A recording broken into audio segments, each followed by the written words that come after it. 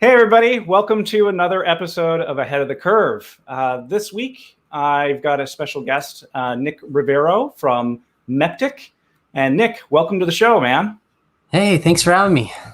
Absolutely. So, hey, would you mind giving us a little kind of overview of, where you are, your company, where you come from, how you got to where you are, just to kind of give our viewers a little overview of kind of, where you came from. Yeah, definitely. So, originally I was born and raised in Miami, Florida. So grew up there, went to college, funny enough to be a classical music major. And here's the funny part is when I graduated college, my degree is in multi-camera sports television. So slight deviation from classical clarinet to just a wee bit. Slide a little. So I got this degree in multicam television because I had some friends in the program, and I always thought video was really interesting to me, and I got into this program, and it's great because I don't like sports, so it totally worked out. And the thing that was so fascinating to me was, I'd never done live events before. I'd never done high energy, high pace things. And to go into this program where you're doing that 24/7 was just really fascinating to me. And what happened was, out of college, all my friends went to ESPN, basically, and moved up to Connecticut, did the sports thing. I was the opposite, as I basically stumbled into live production and got a job, with a production company, and basically 2 days out of college, hit the road. And 15 years later, really haven't turned back, I would say. So I really liked the pace of doing live events, just that, the immediacy, the one chance you have to get that right was just so fascinating to me, is that, you plan, you have this moment, you have this time. That was just there was always a thrill in that, in sports, you never knew the outcome. You never knew if there'd be a rain delay or something crazy would happen. It was just so interesting to me. And so it was a path I never really thought I'd be on. I thought once I got into sports production, I thought I might go into post-production, editing. I spent a lot of time studying back then, Avid, media composer, editing, that kind of stuff. Yeah. So more TV based. Exactly. Yeah. TV edit, post-production based. And then I ended up getting this job in live production, and that stumbled me down a long road of horrible mistakes, such as concert touring. And a common mistake, I think, that we've all kind of made. Exactly. So I did the tour thing for many years and further. I love that. And that's, again, another thing that, never thought in a million years, looking back on life, that I'd be a roadie, getting to tour around the world. And that was such a cool period of life, that the travel, that's also a thing about me, is I grew up only ever visiting 4 states and 0 countries. And I guess by about 32 years old, I checked off all 50 states, bunch of countries. So that's what's been kind of so fun about this industry and everything, is, getting to get on the road, travel, etc. So I did the concert thing, and then catching up to today is got off the road 2014. And at that point I was living in Nashville, and then I moved down to Atlanta, where I met my wife, and her and I actually started Meptic. I say her and I, she's technically the founder and had started Meptic prior, and her background is in motion design and projection mapping. So she with half of our team went to Savannah College of Art and Design. She has her master's in motion animation, and then she went professionally into live events also, but specifically a lot of projection mapping. So she came from a world you'll know of, Pandora's Box, and doing projects on that early on, many moons ago. And so when we started Meptic, we fundamentally started in projection mapping, as we brought Sarah's side with the creative, and then my side really became a lot of the technical and the systems and the engineering. And so we really just kind of put that together and started there, is saying, we can do large scale projection mapping. But really more than that, it became a lot more as time moved on. Is what we really found is the passion for those two key things, which is creativity and technology.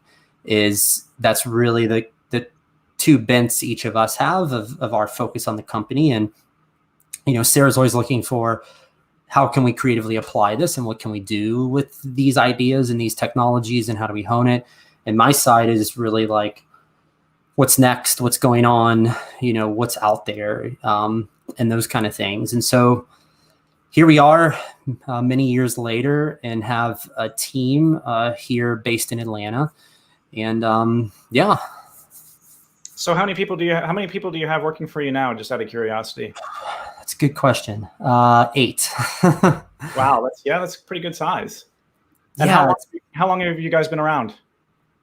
So just over 5 years. We're going into our 5th lap now.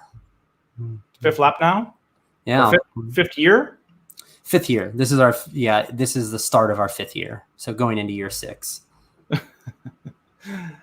So, a lot of things have changed and a lot of things have evolved, definitely even in the course of the last 6 years. And it would be really interesting to take the take. I mean, we've seen a lot of transition now from, pre-rendered assets and pre-rendered files or video files. I use assets kind of loosely because it's kind of it falls across all kinds of different mediums. But we're starting to see rapid changes, I would say, into real-time technologies. I know that we used, in the media server world, we used real-time, I would say, in a kind of loosey-goosey kind of fashion in the past, but I think we're starting to see a lot more evolution coming our way, especially with the introduction to gaming engines and other tools like Notch, for example, and Touch Designer. But what are your general thoughts about real-time technologies in the business that you're in and within MEPTIC? Yeah, so lots of thoughts there. Is the idea of doing things in real time came about actually pretty early when I was out of college. And the way that whole kind of path started for us was the guys I worked with at the time had this silly, dumb, crazy idea. This is 2007, maybe.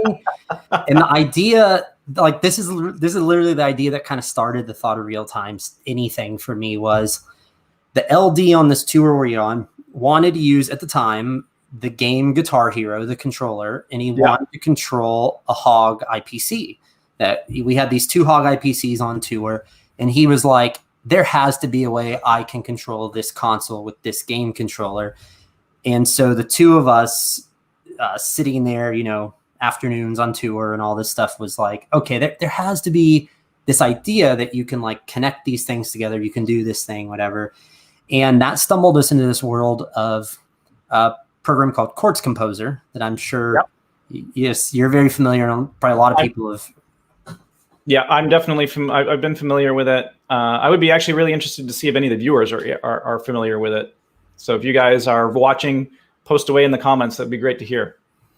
Yeah, it was like such an early thing. Is that Quartz was this, like, I kind of call it like the pre-Notch. It was like the very first kind of step in this graphic-based node tool. And the best thing was it was free. So like at the time, it was this part of like the Mac OS developer tools. Basically, it was a Mac only thing.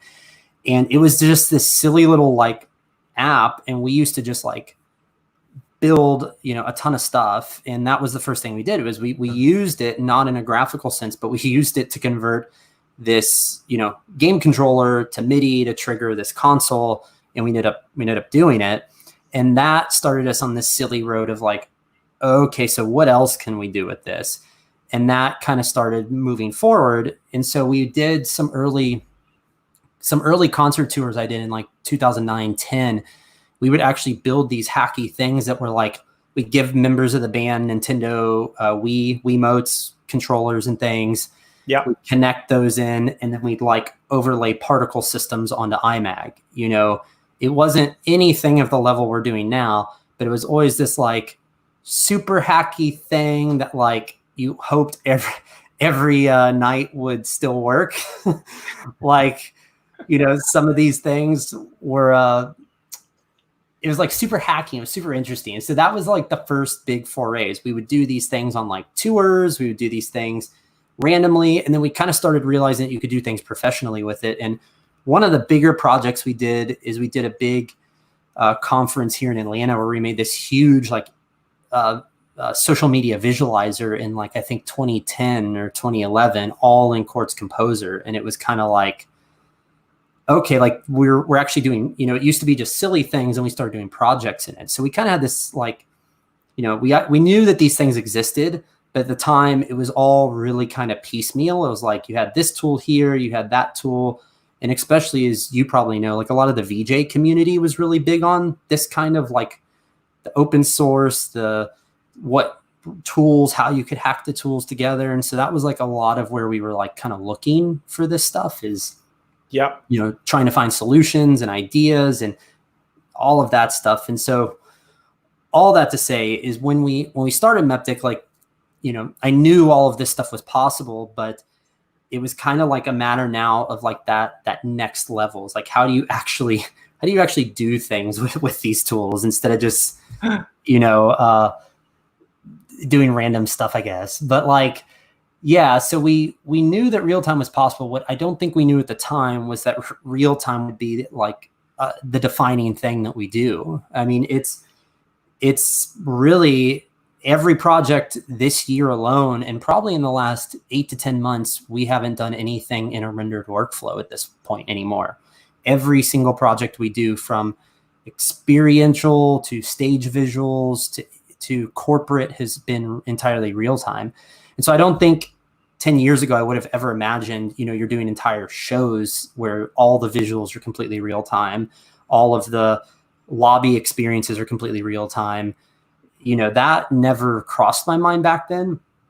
And so it's been really awesome to see that like the tools grow up, the processes grow up, the systems grow up, that now it's actually like, it's usable. It's a thing. It's an actual pipeline, I should say. Yeah, no, it's come a very, very, very long way. Alex Bright online says Quartz Composer made some crashy QLab files over the years. I believe that. I believe that. So I had Lewis Kyle White on a few weeks ago, and he was talking a lot about his experiences with Max MXP. Yeah. And I would say Max MSP, and it's done I think that Max has actually done a really kind of good job in replacing a lot of the functionality that Quartz Composer totally had built into it. And it's just interesting to see, like, I still talk to people, and it's amazing how many times Quartz Composer still comes up in a conversation. And how many people still actually use Quartz Composer, which is pretty amazing all these years later. Yeah, it's pretty cool. So I know this is like a pretty common question to some degree when dealing with real-time workflows, but what are, like, in your mind, what are the main advantages to having these real-time workflows? And actually to go that even further, like, how would you say that that's kind of created a niche for yourself and your business? Yeah, so that's a big one. That's a big one. So the thing with moving real time for us came to this is, the thing about content is when you move content, traditional content, 2D, 3D animation, when you move from pre-rendered content to real time, you're really moving from content to an experience. And I think that's the really crazy thing, is that content goes from being just a flat thing on a flat screen to being a complete, like, almost, like this 4-dimensional experience almost. It like has space, it lives in time and place, it can have interaction, all of those different things, which I think is what's so exciting about real time. And the thing is, lack of rendering, great, that's awesome. But I think the bigger pros for us are, like, one, the fact that you can, like, it's instant, it's WYSIWYG, it's instant iteration, and what you see there is what you're going to get. And that's so hard especially 10 years ago as a motion designer, to like understand what you're creating and how it actually works. You know, the amount of previews you just had to go through to conceptualize, especially 3D work back then. You know, I like having to learn like Lightwave in school and having to just do everything in wireframes and just try to guess what your finals look like. That's gone. And that's a huge step. I think the other second thing is scalability, right? Like surfaces and what the surfaces are, whether it's a phone to a massive projection map thing, there's so much more scalability and dynamic in moving across formats. I think that's huge. Obviously, third is, you know, interactive. I think that's the given that we could go on and on about, of all sorts of interactive, from, you know, we're doing a lot now with data visualization to you do your artistic things that are just fun, touch, interactive, etc., the whole spectrum. And then I think the last thing is the client iteration and client change side. You know, one of the big projects we've done for many years is this project called Super Saturday Night with DirecTV, AT&T. And that is like the pinnacle of the real-time workflow, right? So what we do on that project is we're doing all these visuals for, what's really crazy is an 80,000 square foot temporary built 3-story venue for a Super Bowl party, right? That's already crazy. And then on top of that, there's all these visual experiences. There's tons of LED, tons of projection mapping, crazy projection structures, pixel mapping, plus some odd like 80 TVs. And we basically fuel all of that content entirely in real time. But where the process really goes a step further than just real-time audio reactive visuals, it's the fact that we can make on-site edits and changes. So my team is sitting there with AT&T's creative team looking at a 200-foot projection on the side of a building, and they're able a day before show to iterate, make changes, adjust the audio reactivity, do all of those things. And that is like, that's unthinkable when you go back 10, 15 years of, we obviously know the traditional workflow, which is, hey, I got your notes. I'm going to go interpret those. I'm going to stay up all night. I'm going to render those. And then we'll look at it tomorrow night when it's dark because it's projection mapping. You know, the fact that that's out the window has been one of the biggest things I would say for us on so many projects, is that whole on-site edit, client editable type of concept. So I think all of that, and I think that kind of sums up like the niche side of how it's really benefited us, is we never went into real time telling clients like, hey, it's real time, it's real time. What we really try to do is go to clients and say, well, here's the idea you have, but what if we could add this extra layer to it? And that's how we started a path with a big client of ours called Drunk Elephant. They're the number one, real name. Great name. They're the number one skincare brand in North America. And we've been doing a ton of experiential in stuff with them. And it's really fun because it's such a different world, but they really like and embrace technology. And one of the first time we ever met them, they were like, can we do projection mapping? And then what we said is, well, what if we could do projection mapping and make it interactive? And that just like opened up this can of worms. And that's kind of what we look at with that niche. Yeah. Is when you can like put that cherry on top and really like blow their minds. That's awesome. But you're blowing their minds without changing their entire pipeline and how they work, because they understand how motion design works. They understand how you make graphics. So if you can work in that box and then add this other box to it, you're really kind of pushing them forward, because they're not having to rethink. They don't have to reconceptualize.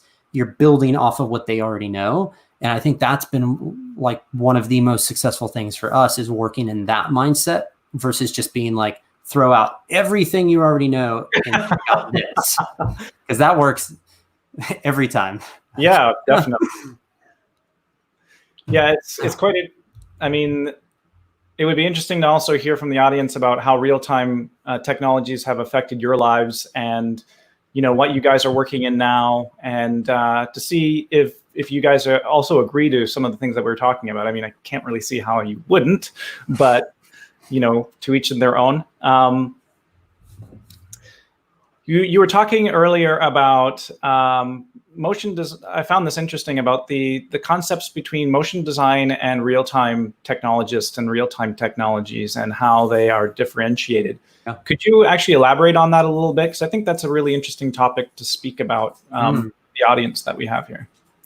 So that's an interesting thing we learned in starting Meptic is when we first started, the team kind of had this split of we had motion design, and then we had like interactive technologists kind of in these two boats.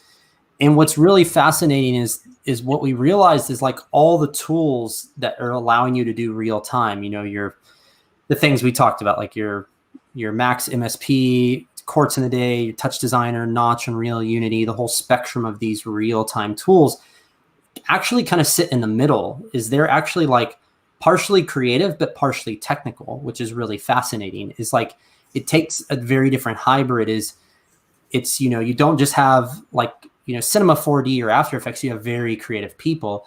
And then you go into like even things more technical than Touch Designer, like code-based stuff like processing or something, you know, you have very technical people. And so what we really kind of saw in that as a team is like, how do we actually pull that all together? And so it was really interesting. And it's been a really interesting journey of basically not seeing motion design and interactive technology and code even up here as these separate things. Is we basically just actually clump them all together. And really just think of the whole team as designers. We don't think of the team as like, you're a motion designer, you're this. And what's been really interesting in that process is as time's moved on, our design team has kind of all, I want to say, leveled out a little bit. Is everybody has different specialties, right? So one person might specialize in Cinema 4D and design, and one person might specialize in, you know, code or backend or systems. But the thing is, they all have like fundamental threads that run through them. Like the whole team knows Notch. Some of the team knows Unreal and Unity. Some of the team knows, you know, everybody knows After Effects. Some of the team knows Maya. Some know Cinema 4D. It's really this really interesting split thing. And so we've kind of just put it all together. And the way we kind of process it is kind of going to the team and saying, here's the objective. Let's hand that to you all. And then you all decide what tools make up the best approach. You know, is it Notch? Is it Cinema 4D this time? I don't know, but you guys figure out those pieces. So to your point, we've really tried to like not see these as very different disciplines. We've tried to put it all together so that everybody kind of thinks and learns from each other from technology and creative standpoints, because it's like I said, these tools are in the middle and it takes a bit of putting it all together. And so I see you, Berto. I see you, Berto. Yeah, man. How can you not? And speaking about building all this together, hey, Berto, welcome to the show, man. So it's kind of just been really cool in that sense of like, we've tried to pull all that together so that you kind of learn from every discipline and you share from every discipline, right? Because you might create something really cool in, you know, Unity, but we might be trying to do data visualization. So what that means is we need somebody who knows how to make it look good, but somebody who knows how to parse all this data, right? Yep. And then you have to pull all that together. So it really takes a much more shared mindset than just, I'm a designer over here and I just create cool stuff. You have to be much more open to like how the process works and how to work with all sides of the equation. I think that's a really interesting point to bring across, because like for me, working in product development and management, you know, I also have to assess things from a psychological perspective and look at it from a user persona point of view, and try and develop, you know, user cases and basically how people work psychologically. And when you're looking at things, you've got very artistic people, but you've also got people that are very good in engineering or very good structurally. And those mindsets commonly are different, you know, like somebody that's got a really good systematic hold on things and does things in a systematic way might not have as fluid a thought process as like, or an abstract mind process as like an artist. who's kind of got that eye to be able to pull out those different little details when building things. So I think it's really good to have a good combination and a nice balance in that structure and in that team. Have you found any challenges in that? Yeah, I mean, it's definitely been, I would say the biggest thing is it's a learning process, because none of this is existing workflow, right? How you do an entire show with 20 some odd different outputs of resolutions and things all in real time. There's not predetermined or pre-existing thought processes, 5 years ago, like about how you think about and conceptualize. And even so many of our projects involve usually some sort of like technical hurdle or something we're trying to understand, or something that hasn't been done, or something like that you're having to incorporate. And it's like I said, is, 5+ years ago when we started Meptic, there were, but there wasn't really like these job applications for real-time designers, right? Like, I feel like that's just changed in 5 years, that you now have people that are kind of starting to, I say, like, advertise or pitch themselves in that direction. It's been, 5 years ago, it's just like, I'm a 3D animator, 3D motion designer, 2D compositor.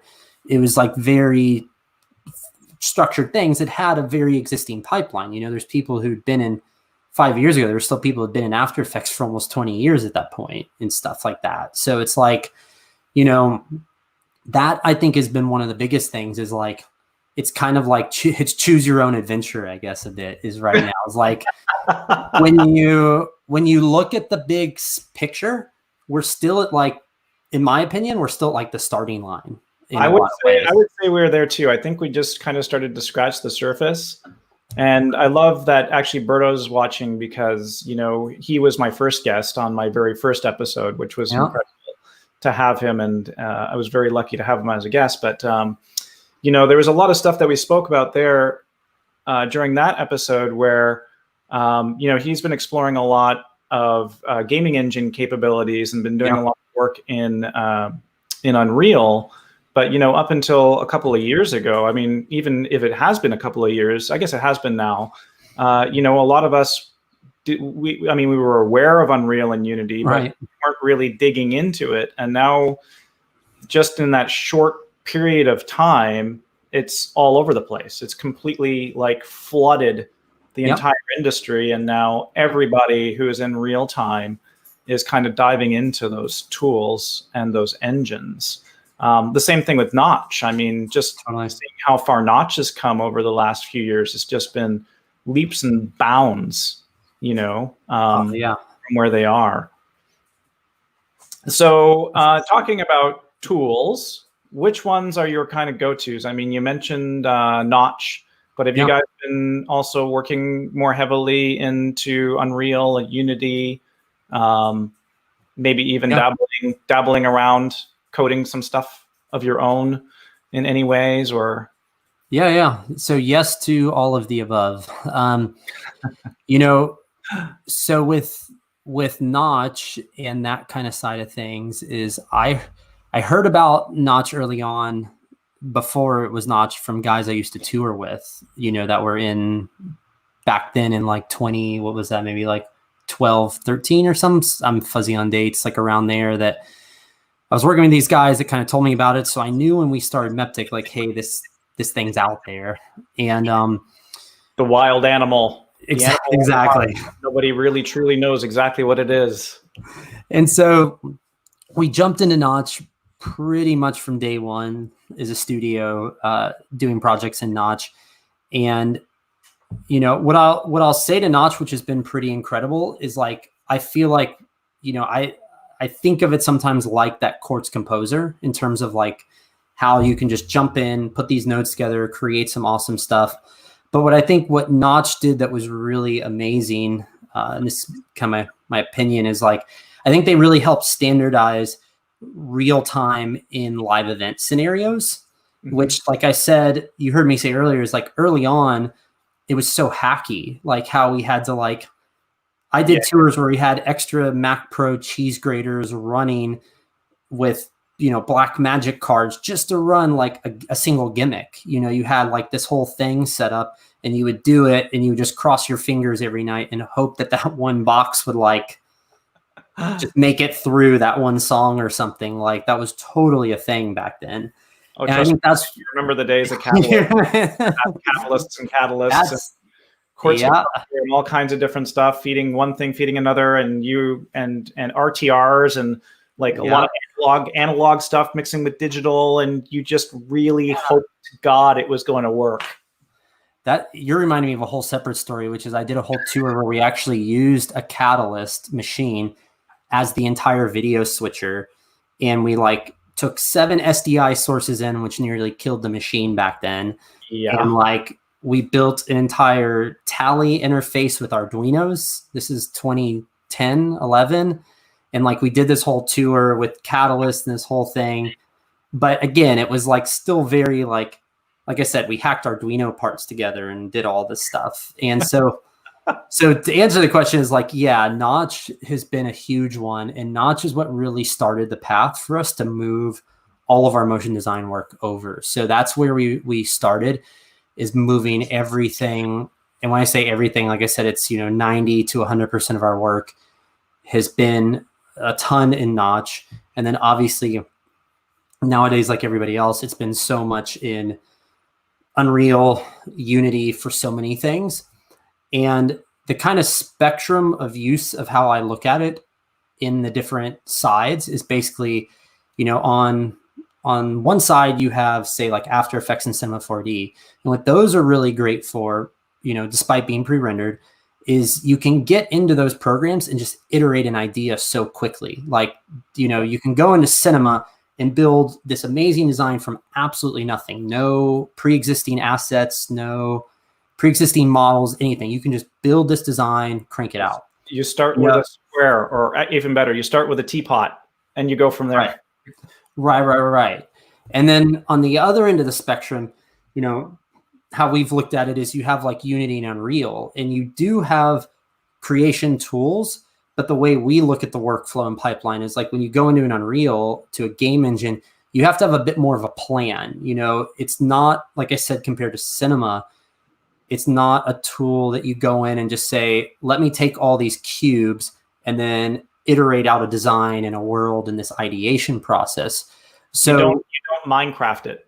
Yeah. And the way we see it is that spectrum is kind of Notches are in the middle. Is Notch allows us to like ideate really quickly. And it also touches into, you know, game development, that kind of side of things. And so we kind of look at it as this spectrum of, you know, in that spectrum, what are we trying to do and what are we trying to accomplish? And it's that point of, you know, what tool is going to do the best thing for us. You know, outside of that, we get into on that as well in the comments. Right. And so totally agree with you there.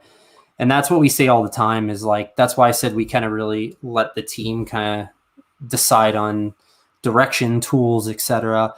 And, you know, other things and programs we do, we're working on a ton of other stuff. One of my side passions is Node-RED, which is open source. Yep. It's like internet. Very, very popular one these days.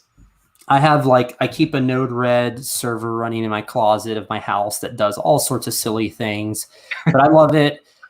I love it because it's not only is it open source, it runs in a web browser, but it's like this amazing tool that it has a huge following in the Internet of Things community. So this is what's amazing is like you can develop your own nodes. It's all node based, but people have developed nodes that are like a Nest thermostat, a Philips Hue bulb.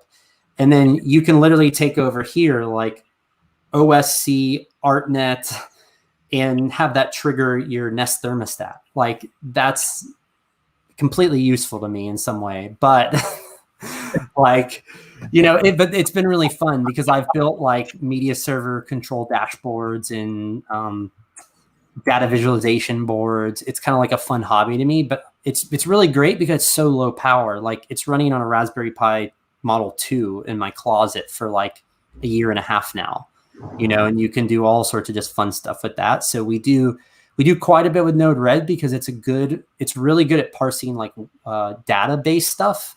It doesn't do visuals, but you can for instance, I have one running that pings MARTA, our train service. It pings their API, and then I can visualize all the trains at the train station near my house right here.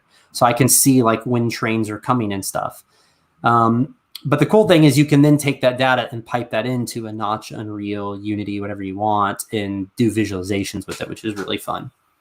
Yeah, that's fantastic. You got my brain spinning because I think that one of the interesting parts about where we are now is we're getting all these great software tools, but now a lot of the Internet of Things technologies, I think I'm seeing kind of make their way into our industry more and more every single day. I think tools like Node-RED and web-based technologies are really also pushing their way in.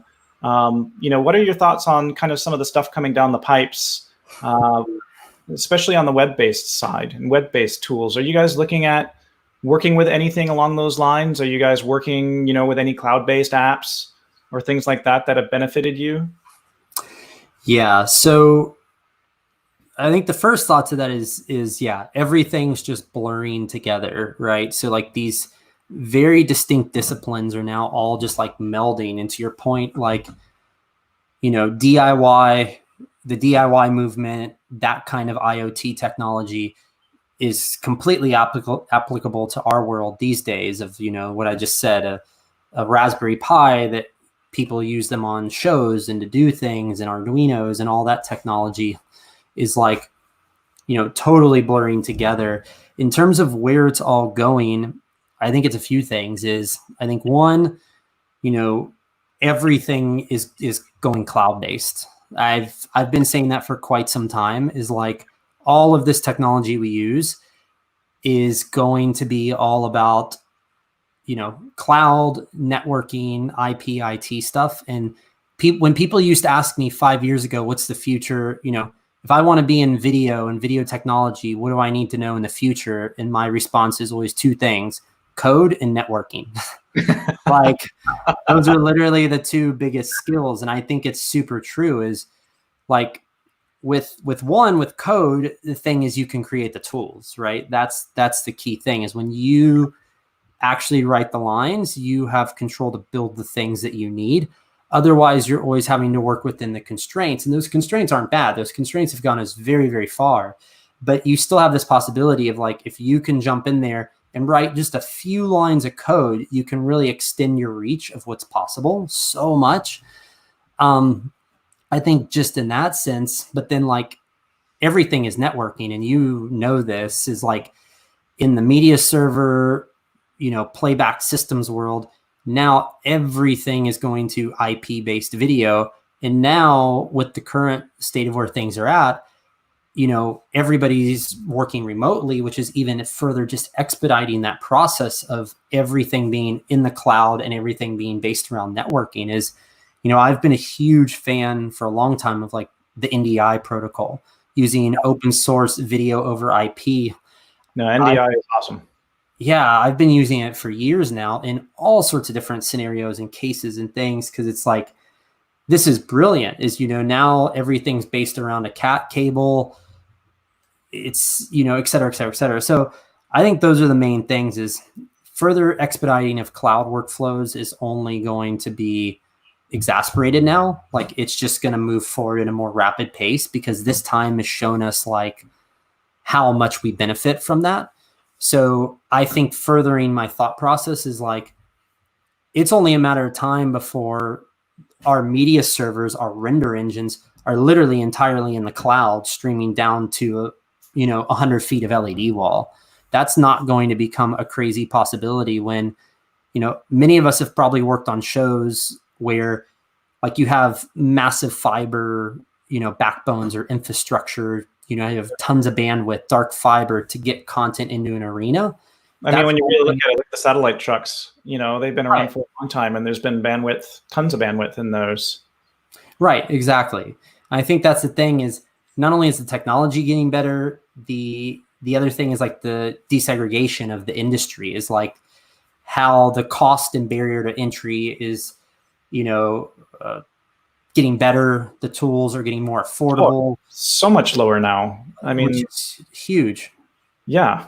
We've been talking about, things that people could do at home and, going online and grabbing, a Vive tracker and a couple of basically IR cameras and stuff. It's just gotten so affordable now where you just did not have the access to be able to do that financially, up until just this last couple of years. Totally. So Nick, driving into kind of these kind of future technologies and future ideas, where do you see Meptic kind of moving into the future, and what are you guys excited about? What your focus is on? Oh, my biggest focus right now is making it to 2021. I think that's my number one future goal.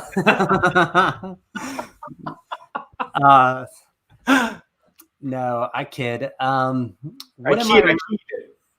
What am I really excited about? Gosh, I think so many things. I think the standardization of virtual production is such a fascinating. It's been a fascinating thought, and now seeing that workflow is expedited, and I know Berto, about that, talked about that, is like that side of things is been there, done that. So happy. And so seeing that standardized is really exciting. But I think what's really exciting is seeing that, seeing real-time virtual production, cloud-based systems, seeing that expedited, it seems like a trend right now, but it's actually going to chart the course for our future for people in this industry so much. Here's crazy thoughts to just throw out and think about is right now you do a Monday Night Football and you have all these TV trucks and you have all these people in the trucks and whatever. Well, right now we're proving that these broadcasts can all happen remotely. The Chiron operator could be over here, the director can be over there, etc. And if cloud workflows expedite, it's not that crazy to think that in 25 years, there's no truck on site. The whole crew. In 25 years. And that's the thing. I think it'll be much quicker than that because we're just expediting on these exponential curves, right? Is that's pretty exciting to me to think about is we already know this is the future, is that your basically laptop is just a portal into a cloud farm somewhere. Like I was saying, that's only going to become a thing more and more and more and more as time goes on. And so I think that's really exciting to just see that we've hit this point that now the rate of adoption is taken off. And I think what's really fascinating about this time is that it's caused us to realize innovation a bit. It's so easy as a society, as people, to get set in our ways and just do, a small iteration of the same thing. This has caused us to make leaps and bounds, jumps in what the technology will let us do and how far we can push it. And I think what's so awesome about that is we just went from baby steps to this giant step. And, now we're so much further along, and that's only going to push us forward in all of this technology. So I think that's one of the things I think I'm really excited about, is just how that's going to allow the next wave of iteration, collaboration, etc. is things are at that point are just going to become global. You can then do a Monday Night Football and your CG operators in the UK, your content teams in Australia, your directors in Vancouver. That's pretty crazy to think about that could be a reality sooner than we think, is, that it's technically already happening. Right. I mean, the performance from Katy Perry, I know, was a collaborative effort to put together, and there were people from all kinds of different continents, working on that project to make that come together, and they were working on it live. Yeah. So the technology, I believe, is here, and it's totally. I mean, it's still in its infancy stages, and there's a lot of challenges ahead in working out those bottlenecks and working out those workflows. But yeah, I think I think that we are definitely moving into a different era or a different time for these technologies and for what we are pushing forward in trying to do. Yeah. So Nick, I just wanted to thank you so much for coming on the show today. It's been an absolute pleasure having you on board, and for all the viewers tuning in, thank you guys again so much for all of your support. This has been an awesome adventure and journey for me, and definitely for the guests, I hope as well, that have tuned in. If you guys would like to learn more about Nick and his company, please reach out to him at meptic.com. And Nick, do you have any other contact info that you want to share? Sure. You can find me on Instagram. It's my full name, Nicholas Rivero. Other than that, I stay pretty quiet on the internets these days. So yeah, you can find me there, find me through our site and whatnot. Awesome. And also next week, we've got Matthew Reagan, who's coming on from Pseudo Magic. So that's going to be a really cool, interesting conversation. And I also wanted to do this as a little bit of a precursor up to another convention that's coming up called Framework. For those of you who are not aware of Framework, it's a new convention that's being formed and a new community that's being formed around real-time video. So I would heavily encourage you to check out framework-community.com and check out their upcoming conference. Nick is actually slotted to be one of the speakers there. And so is Matthew Reagan next week. So, and I also might have a couple of little secrets coming up as well, kind of moving towards that next week. Maybe a couple of other little announcements and guests before the show next week. So, Nick, we're going to continue on our conversation, kind of open it up a little bit more. For those of you viewing, if you guys have any questions you'd like to ask us, if you have any questions you'd like to ask Nick directly, please feel free to post them in the comments, and we're going to get around to them now. Otherwise, we're going to just kind of keep this super cash. I can't believe I did that, but keep it pretty casual. And you can edit it out in post. Pardon? You can edit it out in post later. Nah, I'll leave it in. It's fine. Kind of shows my, a little bit of my quirky side. But dude, AR, XR stuff. Have you guys been working a lot in XR? Oh yeah. Quite a bit going on there, just to say the least. Pardon? Yeah. Quite a bit going on there, I would say, in the least. So we've been focusing quite a few efforts in a bunch of different stuff there.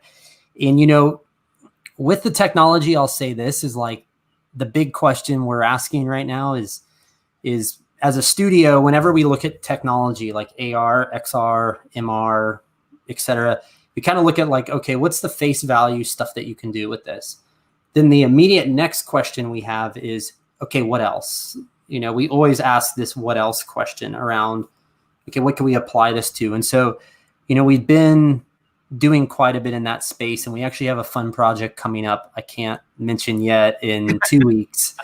That's pretty fun in the space of trying to kind of explore that what else question is like, what else can we do with this technology? And I think that's the thing that like excites me about it is like there's so many use cases of not just concerts and shows and corporate. There's so many other things, and that was like, so many years ago, like the cool thing to me was like how Pokemon Go really like standardized the idea of AR, augmenting your everyday life.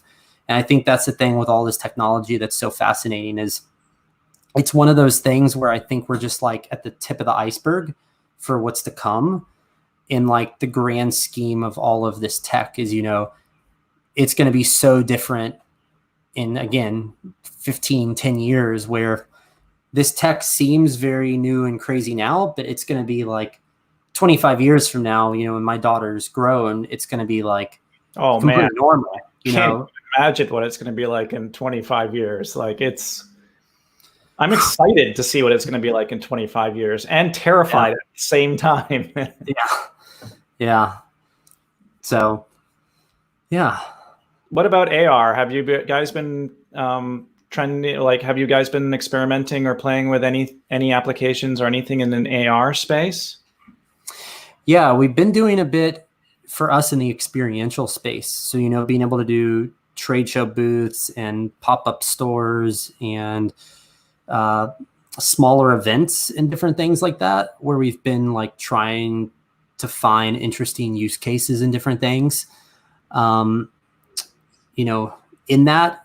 way I would put it is like, the way we see it, I guess, is like all of this is part of like the real-time pipeline. It's all part of the spectrum of like this real-time production, right? You have motion design, you have interactive stuff, you have AR, XR, whatever the spectrum is, and it's kind of all very shared in terms of like pipeline.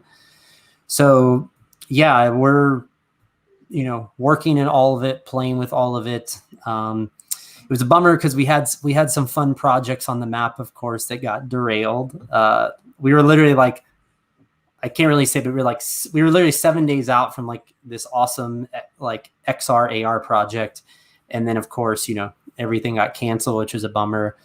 But we're just like now, especially what we're looking at is how do you use all that technology to benefit people that can't be in the same room with you, right? That's what everybody's asking is what can this technology do to not just literally augment or extend that experience, but to really create deeper connections, right? Because that's really the crux of all of what we do is like, how do you build deeper connections with people through technology, right? I think that's what... That is like, I think we need to like sound the loudspeaker on that and state that to everybody, because that, I believe, is the most fundamental part. And I think something that a lot of people really truly overlook. I would honestly say that is one of the biggest and most challenging parts, I think, with a lot of people that that work in some of the different market segments, having the understanding that these stories are being told not only to portray messages, but to also bring people closer together. Oh yeah. And telling stories through technology is really what it's about. Totally. I mean, that's the big thing of like with like technology and all of it. And this is a bigger, thing, is like, it's so easy to either push people away or bring people further in, into whatever it is you're doing, your experience, your idea, your brand. And that's what we always try to figure out is like, how does technology create those deeper human experiences? That's the thing is like, I think that's the thing we're all looking towards in some way, shape, or form. And the thing we just continually think about is like, how do you bring people joy in those moments? How do you bring lasting impressions? What do you do? And how does our tech help people leave with like that unforgettable memory type of thing, right? Mm-hmm. I mean, that was one of the main reasons why I decided to do these mainly live instead of pre-recorded, so that we can have these deeper connections and these conversations and engage with the people that are also watching. And I just think that it's just so important to have that connection because it makes it more intimate and it makes it more engaging. Totally. So it just, it's just something that it's a hard thing to do, and it's a hard thing to do right. And I think that especially when we're talking about experiential design and starting to get into the experiential markets, that's one of the biggest challenges. Tim say I'm engaged. We're engaged too, buddy. We're glad you are too. Well, I think it brings up an interesting point, and this is obviously delving away from like real time. Is we've been processing as a studio for a long time. Is we've been in the experiential economy, right? And so we've been processing like, what does the post-experiential world look like? And what's crazy is I don't think any of us ever thought that we would be realizing the post-experiential world now, right? Everybody thought like, oh, it's a couple of years out, we'll start to graduate into this. And so now it's really like, that's the thing, is how do we continue to connect as a society without being connected, right? Like that's the big thing right now that we're like all having to process. And it's going to, I feel like, chart such a trajectory moving forward. Is my overall hope is that this actually teaches us to come more together and teaches us how to use technology to embrace each other, connect with each other, push each other forward, on and on and on. But I think it's going to make us value the experiences so much more when we get back to them. But I think in this time, it's like, that's what our job needs to be, is how do we help that? How do we push that forward? Yeah, no, I couldn't agree with you anymore. And I mean, that's kind of one of the core pieces of having the kind of business that you also have, right? Is to speak to clients and talk to them and educate them on how these technologies are going to help portray the messages and the conversations that they're trying to have, either with the people that work within their companies or the people that they're trying to reach out to in their customer base. Yeah. So I was going to ask, with a few minutes left, like asking everybody else and even asking you, is like, what do you guys think is next? You know, what do you think's the next evolution in the technology and where we go and how we help that? That's a really good question. And if you're going to ask me that question, I would say it's going to be a combination of a few different things. You know, the way that I look at it, I think that a lot of the action that's taking place in virtual reality right now is really starting to come around. There's a lot of different companies that are really honing and being focused on creating digital or virtual environments that we can be in. I think, more accessible AR technology, without a doubt. But, you know, seeing a lot of things like Fortnite, for example, was a really good example of having a huge community of people using technology that are not, you know, they are engaging in certain ways, but they're also within an environment that they can interact. Yeah, Berto's actually said it right. Smart interaction. So for me, I find that it's kind of going to be a mix, you know, and I've been kind of saying that a lot of the ways that we've done events are now becoming pretty interesting, because I think you can really start to pull some of these technologies together and have even smaller, more intimate concerts or even settings for events, but still have a huge audience base that's there. Yeah. So you can create different environments and different feelings by using technology a little bit smarter. Yeah. I definitely think that's a big one, to your point, Berto, down there, is like, you know, more intelligent interactions is definitely going to be a thing. Like with real-time technology, you know, the big discussion that gets asked a ton of times is AI, and how is AI integrated, and how do systems learn and understand your interactions, that your interactions aren't just passive, you know, they actually mean things and they actually connect to things and think through things. And I totally think that's I think AI is going to pertain a lot to this comment from Berto, which is making real-time data smarter. Yeah. And I think that is one of the areas that AI is really going to help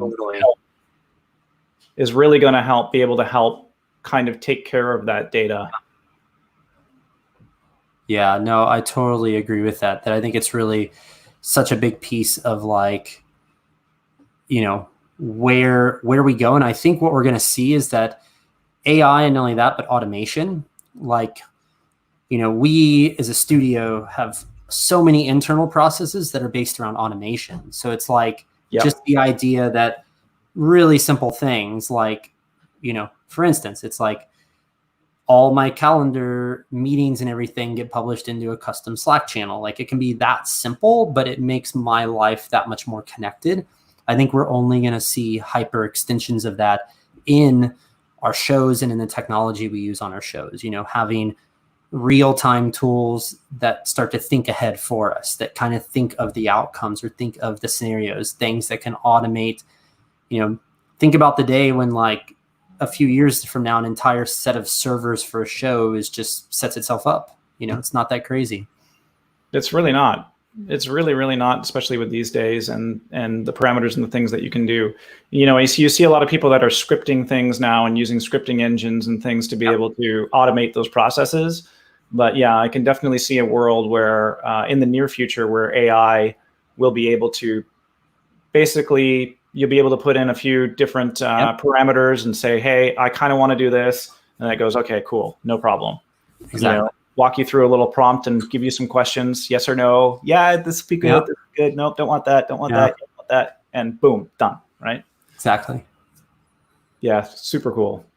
Well, Nick, man, I think we've hit our time, but thank you so much again for coming on board. Guys, thank you as well, my viewers, for coming in and checking things out. And it's just been absolutely incredible. Again, if you want to check out Nick and get some more information from Nick, please check his website out at meptic.com. And as I say every single week to you guys, stay ahead of the curve. Thanks for tuning in, everybody. Thanks.